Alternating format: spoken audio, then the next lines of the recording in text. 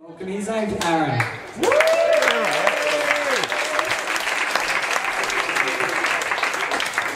Thanks a lot, Paul. Yes, it did take me a while to get that VHS gag, but that was awesome. Hey guys, thanks for having me. Yeah, I'm from Brisbane. I know you guys think it's a bit the big smoke up there, but the part I'm from, it's a small sort of area, village sort of atmosphere, which is fine. Nothing much happens there. But there is one thing about the area that concerns me, and that is I think Jesus might be lost. And the reason I think this is because every couple of weeks, two guys knock on my door and give me a brochure that says, "Have you found Jesus yet?" I usually tell them no, but I keep my eyes open for anyone made out of bread and wine. That's a communion gag. But I've seen these, up in Brisbane, I've seen quite a lot of these guys going around with a particular type of tattoo. And what it is, it's a word tattooed onto their arm. Usually the font of choice being Old English, because I guess Times New Roman wouldn't quite have the same impact. And I really wanted to know what it was all about, so I asked one of them, and it turns out they're just dads, right? Really proud dads who love their kids so much that what they've decided to do is get their kid's name tattooed onto their arm. And I think that's a really beautiful thing, you know? Like, what a lovely way to show the world how much you love your kids. And I'm a dad myself, I've got two lovely daughters, and I also want to show the world how much I love my kids. But what I decided to do was something a little bit different. I decided to feed them and educate them. So life's all about options, isn't it, guys? Are you clapping the joke or the fact that I feed them and educate them? Just, you know, father of the year material right here. No, it's cool. But yeah, as I mentioned, I've got two lovely daughters, and when I tell people this, they tend to be surprised, you know. And they'll give me a reason why they're surprised, but I never really seem to accept the reason they give me, you know, because often they'll say something like, "Oh, you're quite young, you know, to have two kids," and, well, I'm 28, that's not that young, so I don't really accept that.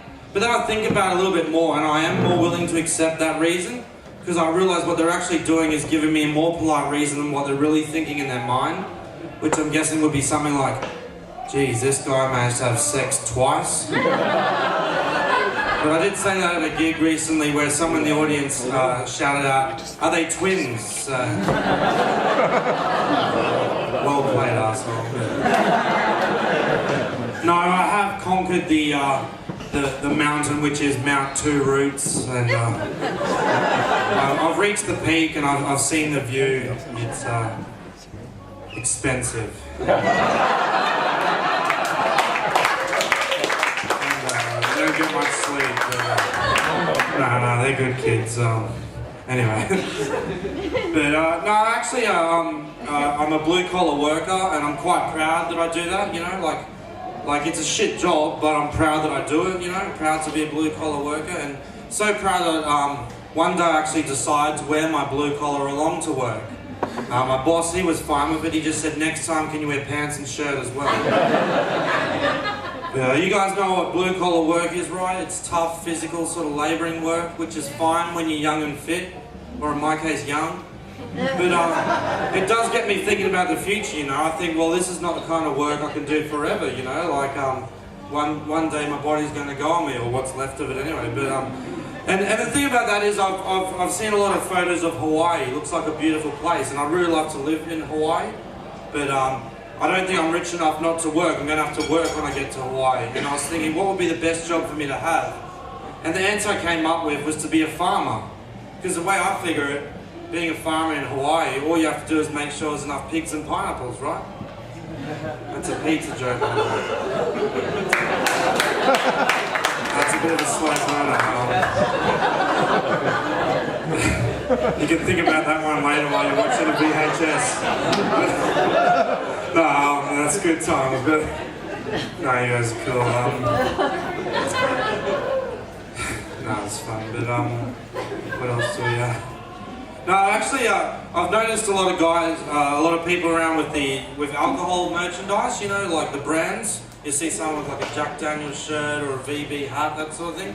And I don't really get it, right? And I wanted to let you know, I don't want to be a hypocrite because I love a lot of music, so I wear a lot of band shirts. But the thing about that is, it's usually when I make a real connection with a band, like I'll hear an amazing lyric and I just You know, I really make a connection with that band, so I'll wear that band's shirt.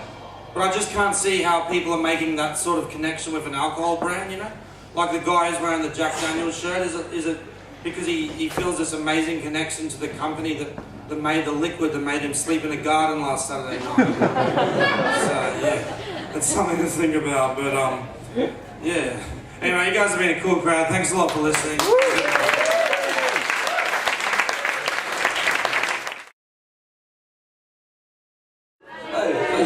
Thank you. So, are you two a couple? Well, Miss here, this is my brother. He's single. I'm breaking the ice for you. What's your name? Me, James, this is me. There you go, you guys are on tonight. Most welcome. Alrighty, let's start the show. My ex-girlfriend's a bitch. Where was I going with that? Hang on. So, my ex-girlfriend's a bitch. She thought she was so smart when she said to me, Dean, I'm too tired to have sex. But little did she know, unconscious is my favourite position. What? It's when she gives the best BJs. No? Ooh. No, I'm gonna do it anyway. She also hated it when I farted around her. But I guess you get that when I dated Jew. I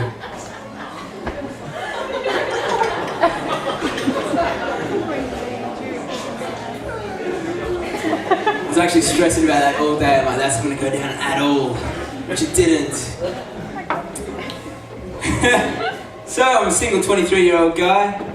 I like to go out and party, get a little drunk. I go for the girls that are pretty wasted as well.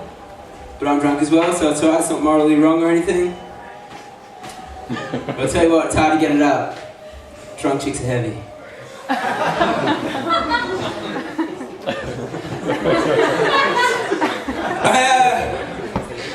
I get a couple laughs, but they're really strong, the ones that I'm getting, so I'm pretty stoked.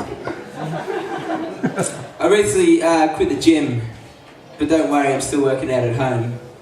You can't tell through this sweater, but one arm's bigger than the other. But I guess weed tennis will do that to you. And chronic masturbation. I quit the gym because I feel it's becoming a lot like a nightclub. There's a lot less clothing, techno music, and there's like a lot of lights and strobe lights and stuff from everyone taking selfies in the minutes.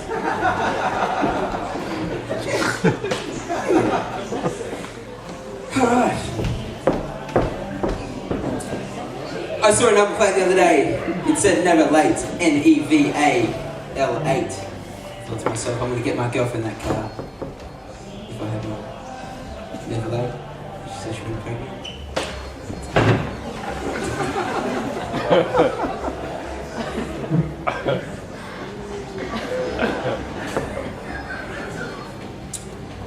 Every comedian has their one show where they bomb really bad.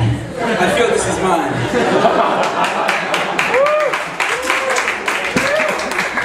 First stage is a minute, right? Alright. I'm going to tell you this little story, a true story.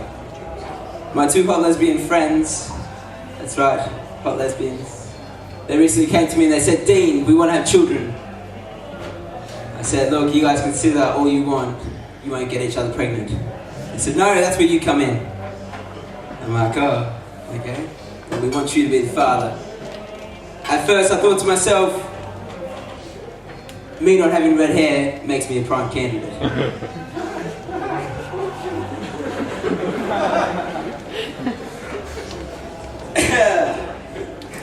And into that.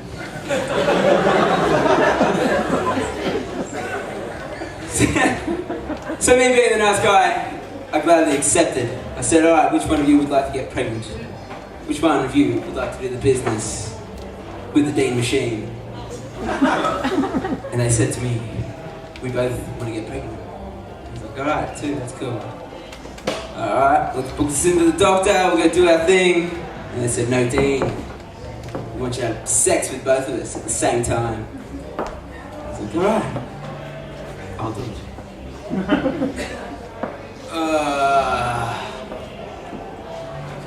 It's coming to me now.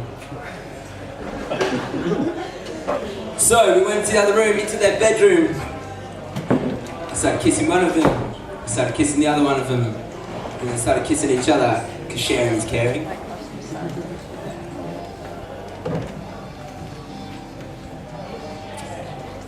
And then we had sex. And then they made me a sandwich. And then I woke up and realized it was all a dream. And my sheets were very wet. I called out and I said, Mum, come clean my sheets. She said, no, clean them yourself. So I let the dog in. Thank you. It was great.